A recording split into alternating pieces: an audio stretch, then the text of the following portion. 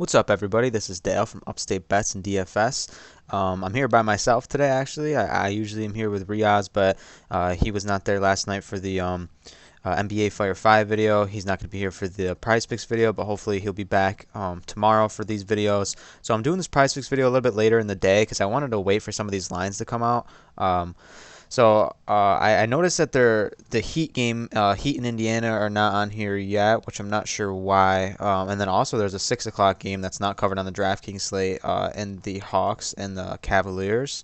So we'll just browse through. There's a couple guys that I'm really on, so I'm not gonna just kind of go in depth about every single one of them. Last video was a long video. I mean, I like doing the longer videos. I think we get a little bit of taste of everybody and everyone. We can give a decent analysis on just about every player and every prop. So, but for today, since I don't have Riaz, I'm going to touch on a couple guys that I like specifically. Here in this Hawks game, I mean, none of them really pop out to me. I think Trae Young's kind of the only guy that I would take an over on the points, but I'm not even that I'm not super confident. I think it's gonna be a high scoring game. But honestly, I think Collins. I probably take the under on that. I like Cleveland's front court. But we'll see how they defend Collins. I think that's a spot though where I definitely could see him getting under, not by much, but I see him can have in like a 10, 12 point game because that's definitely like the type of player he is as of right now. But I mean, I realistically, talent wise, like one day I definitely could see him averaging like 20 or so. Maybe not that high, but maybe like 18 to 20. And I don't know. Just I have a feeling today is going to be under game for him. Other than that, we hop into this Toronto game. I have no props for the Raptors as well. I have no props for Cleveland. Not sure why, but this is just on my. I'm not sure about on your end. But we have Luka at 27, just kind of like a coin flip for me. Do I see him struggling like he did last game? No, not at all. I mean, he shot the ball poorly. I think this game he's going to play around 35 minutes like he did before. He's probably going to shoot 17, 20, between 17, 21 times, around 7 to 8 three-pointers. So they're also 4-point favorites in this game. I think that's going to stay relatively close, but who knows? There's been a ridiculous amount of blowouts this year. Porzingis is another guy too. I don't think he's going to struggle as much. He only played, I believe it was 29 minutes last game. The whole Mavericks kind of struggled last time out there, but I think Porzingis is definitely going to have a better game. So I think I'm actually more tempted to take the over on Porzingis rather than Luka.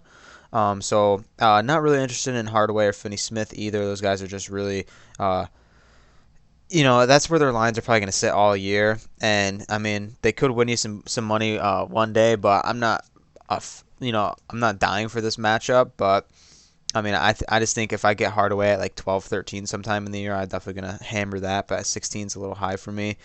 Ingram is a guy that I'm looking at too.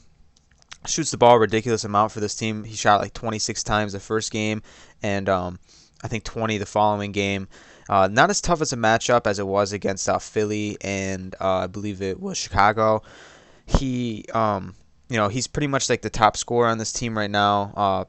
With Zion being out as well as Lonzo being gone, and he's got the ball in his hands a lot. I like another prop for him in the assist category. We'll take a look at that. But 24 for him, that's about where he's going to be at. I mean, I can see him having a 30-point game one of these days. But could it come against Minnesota? Yeah, for sure. This is definitely going to be a high-scoring game. Towns, I like him in DK. I'm not loving this line. I like some of his other props. But I'm not loving this points line. Valanciunas is about fair. And Edwards, I really like Edwards right there, too. He had a good game last time out. Let me check exactly what he was scoring. I believe it was 30 or 29 points. He shot the ball 21 times and 12 three-pointers. So I love his three-point props. We'll get to that later. Some guys on this line I'm not in love with. Nikhil is about right there. Russell, I mean, you can look at him if you want, but it's pretty much going to be one of these guys, and I think it's going to be Edwards that's going to smash his points category.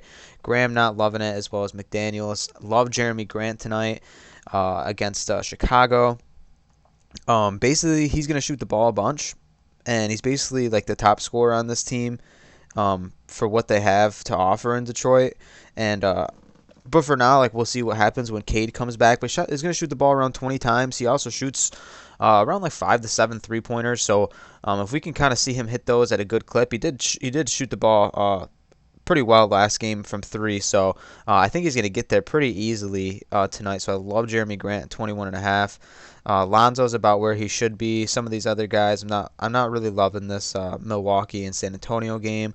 But like I said, if I'm not covering it, don't be nervous to drop down a comment and just be like, hey, what do you think about this? What do you think about this? We love replying to the comments. I'm definitely going to try to get back to all of them that I can. So, like I said, definitely drop a comment down below. But two more guys I just wanted to touch. Actually, three. I was on Paul George against the Warriors. Didn't get there, but I love.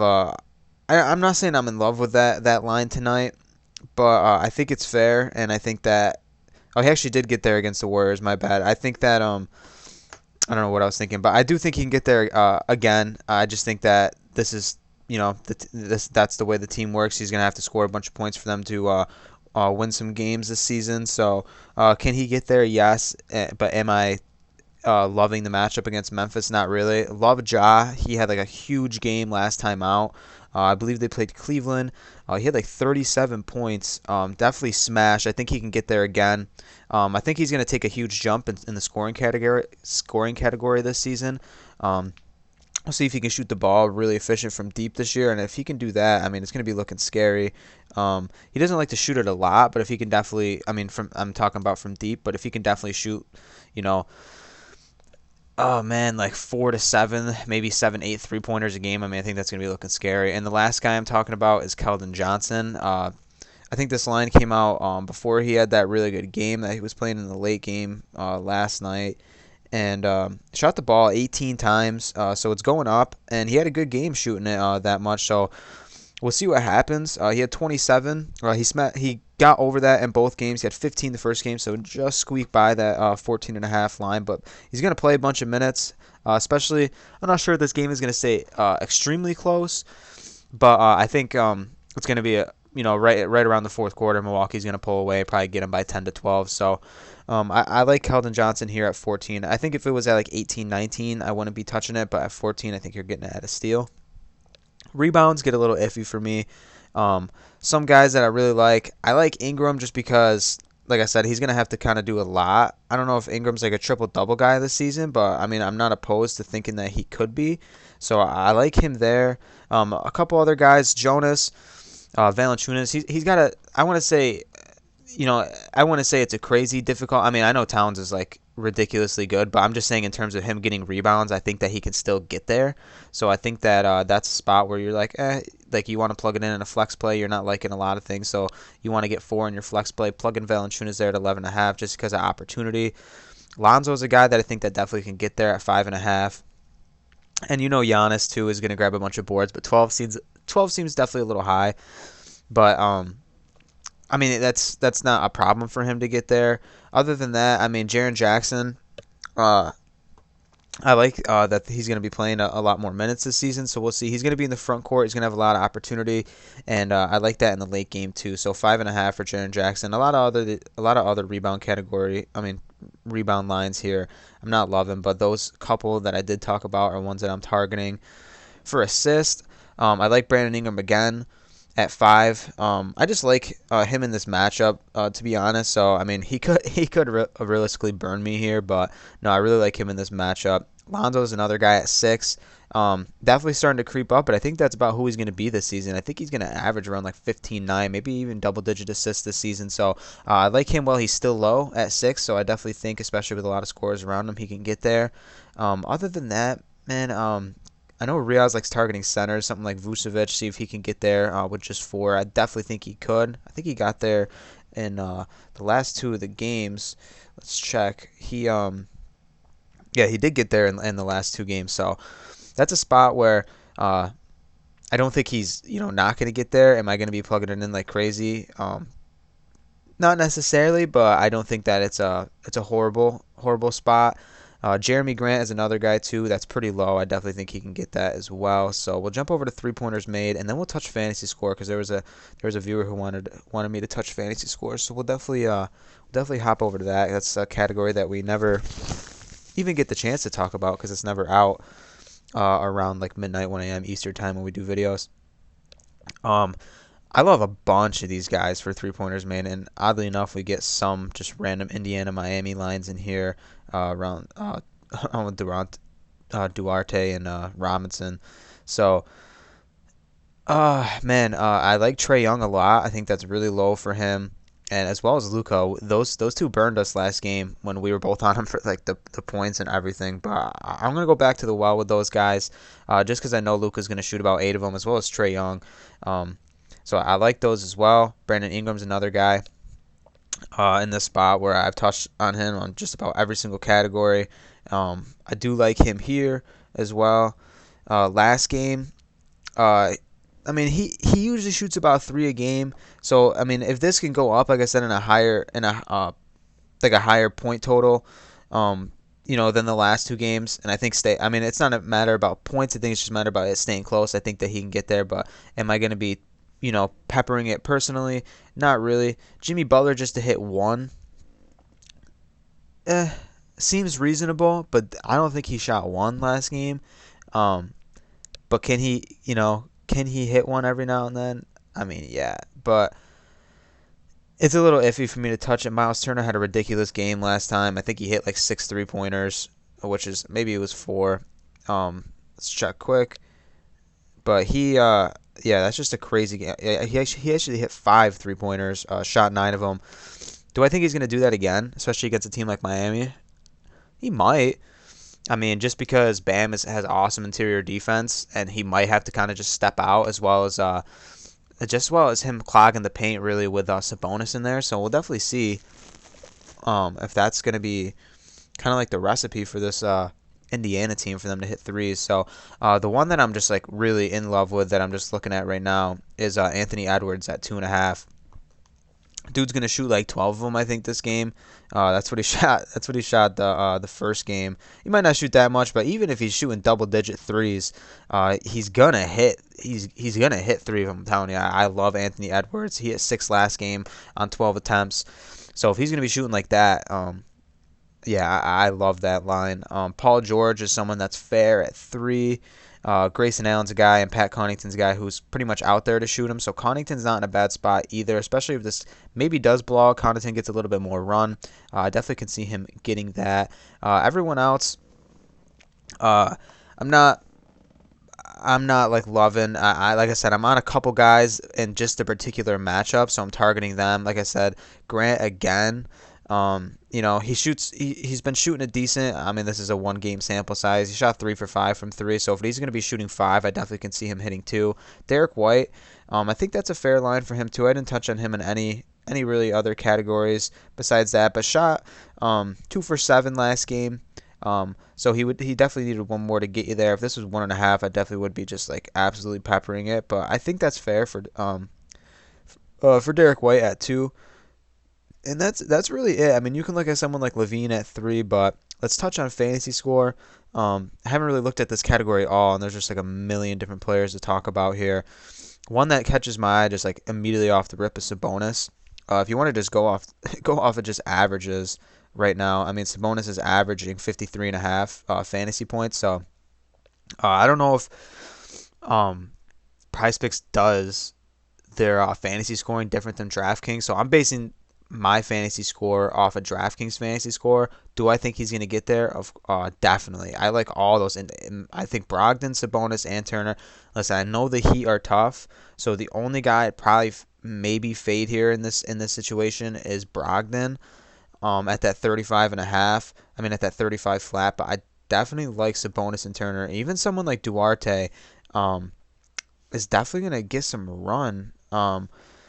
He's priced up. I mean, he was priced up on DraftKings.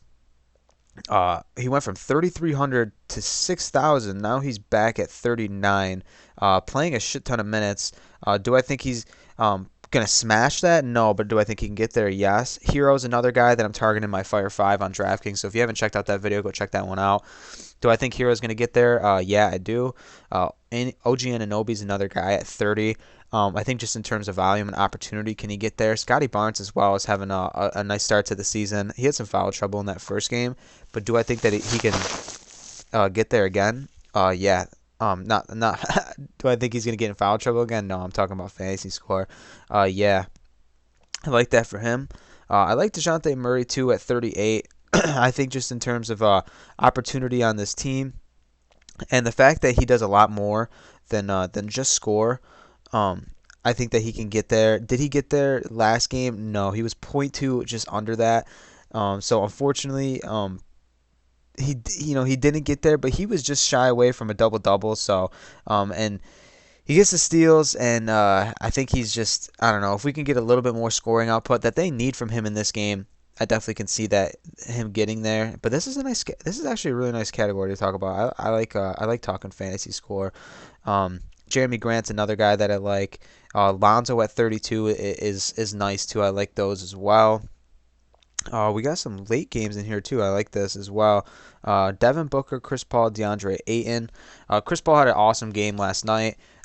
He's just one of those guys that just Chris Paul. He's burned me a couple times last year. I'm not loving that for him either, but I like seeing some of these late games on here. Lillard's another guy that can kind of get there any given night, so I can see why you're going there. Ja's in a nice spot too. I like Ja over. And Paul George, if we're predicting him to kind of smash his points, I think that's a spot where he easily gets over. Let's check out what he's been doing exactly fantasy score wise. 58.3 last game. I think this game is not going to be as fast paced as that Warriors game, but I think 46 is right about where he'll be at. I think he's going to get 50, 51. So yeah, I think Paul George over. I like talking over, so if you haven't seen already or heard by now, I'm a big over guy. I like rooting for the game to kind of be fun. I don't really like taking unders. So that's pretty much what we're talking about. I mean, like I said, if you got any questions about anything fantasy score wise, any props, maybe even some DraftKings questions, don't be scared to drop something down below. I love the interaction. I love when you guys comment. I love all the support so far, man. It's been awesome. So I can't thank you guys enough for that.